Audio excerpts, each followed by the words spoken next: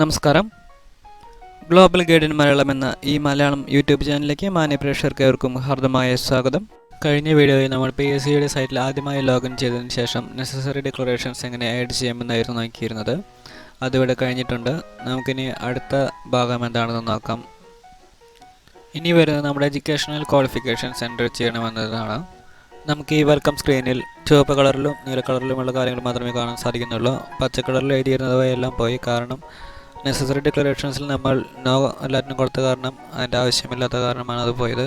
ഇനി നമുക്ക് education qualification enter ചെയ്യാനുള്ള ആ ഒരു ഭാഗത്ത് പ്രസ് ചെയ്തിരിക്കുന്നു.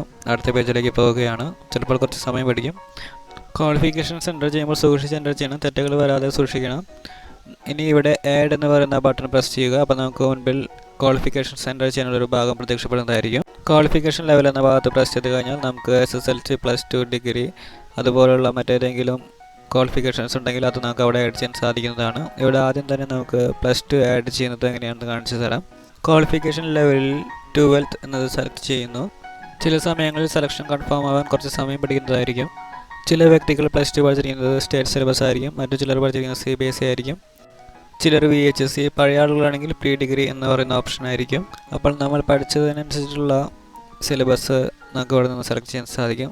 ഇവിടെ ഞാൻ പഠിച്ചിരിക്കുന്നത് സ്റ്റേറ്റ് സിലബസ് ആണ്, അതുകൊണ്ട് +2 സെലക്ട് ചെയ്യുന്നു. CBSE ഒക്കെ ആണെങ്കിൽ അവർക്ക് അതിനനുസരിച്ചുള്ള ഓപ്ഷൻസ് ഉണ്ട്. അത് ഏതാണെന്ന് വെച്ച് കഴിഞ്ഞാൽ നിങ്ങൾക്ക് സെലക്ട് ചെയ്യാവുന്നതാണ്. ഇനി നമ്മൾ +2ൽ ഏത് സബ്ജക്റ്റാണ് എടുത്ത് പഠിച്ചിരിക്കുന്നതെങ്കിൽ അത് സെലക്ട് ചെയ്യണം. സബ്ജക്റ്റ് എന്ന് ഉദ്ദേശിക്കുന്നത് ഗ്രൂപ്പാണ്. ഞാൻ +2ൽ എടുത്തിരിക്കുന്ന ഗ്രൂപ്പ് കൊമേഴ്സ് ഗ്രൂപ്പ് ആയിരുന്നു. അപ്പോൾ കൊമേഴ്സ് ഗ്രൂപ്പ് സെലക്ട് ചെയ്യുന്നു. കമ്പ്യൂട്ടർ സയൻസ് ഒക്കെ എടുത്തവർക്ക് അതിനനുസരിച്ചുള്ള ഗ്രൂപ്പുകൾ അവിടെ നിന്ന് സെലക്ട് ചെയ്യാൻ സാധിക്കുന്നതായിരിക്കും. +2 സർട്ടിഫിക്കറ്റ് ഇഷ്യൂ ചെയ്തിരിക്കുന്നത് കേരള ഗവൺമെൻറ് ആണ്. അപ്പോൾ എഡ്യൂക്കേഷൻ ഡിപ്പാർട്ട്മെൻറ്റ് കേരള എന്ന് പറയുന്നത് സെലക്ട് ചെയ്യുന്നു.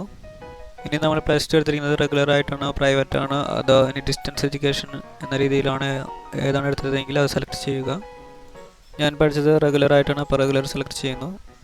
ഇനി താഴെയുള്ള പെർസെൻറ്റേജ് ഓഫ് മാർക്ക്, ഗ്രേഡ് എന്നതൊക്കെ നമുക്ക് താല്പര്യമുണ്ടെങ്കിൽ പൂരിപ്പിച്ചാൽ മതി. നിർബന്ധമില്ല, കാരണം ചുവപ്പ് കളറിലുള്ള സ്റ്റാർ ചിഹ്നം അവിടെ കാണാൻ സാധിക്കുന്നില്ല. ഇനി നമ്മൾ പാസ്സായ മന്ത് ആൻഡ് ഇയർ എന്ന് പറയുന്നത് ഫിൽ ചെയ്യണം. അത് നമുക്ക് നമ്മുടെ +2 സർട്ടിഫിക്കറ്റിൽ കാണാൻ സാധിക്കും. ഇനി വരുന്നത് റിസൾട്ട് ക്ലാസിഫിക്കേഷൻ എന്ന് പറയുന്നൊരു ഭാഗമാണ്. ഇവിടെ ഗ്രേഡിംഗ് സെക്ഷനിൽ പഠിച്ചവർക്ക് റിസൾട്ട് ക്ലാസിഫിക്കേഷൻ ഉണ്ടായിരിക്കില്ല. അവർക്ക് നോട്ട് അപ്ലിക്കബിൾ എന്ന് പറയുന്ന ഓപ്ഷൻ തിരഞ്ഞെടുക്കാവുന്നതാണ്.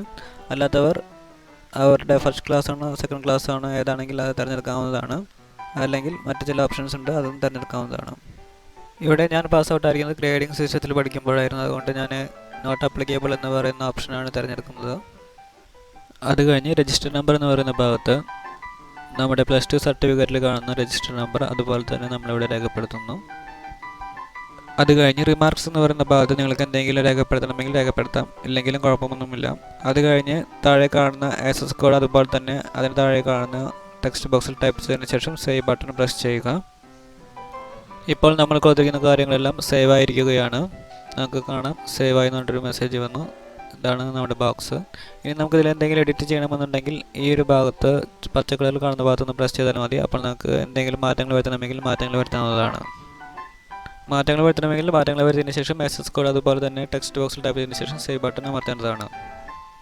ഇനി നമുക്ക് അടുത്ത വീഡിയോയിൽ കൂടി എങ്ങനെ SSLC സർട്ടിഫിക്കറ്റ് ആഡ് ചെയ്യാമെന്ന് നമുക്ക് നിരീക്ഷിക്കാം. ഈ ഭാഗത്തെക്കുറിച്ചുള്ള നിങ്ങളുടെ അഭിപ്രായങ്ങൾ ഈ വീഡിയോയുടെ കമൻറ്റ് ബോക്സിൽ രേഖപ്പെടുത്തേണ്ടതാണ്.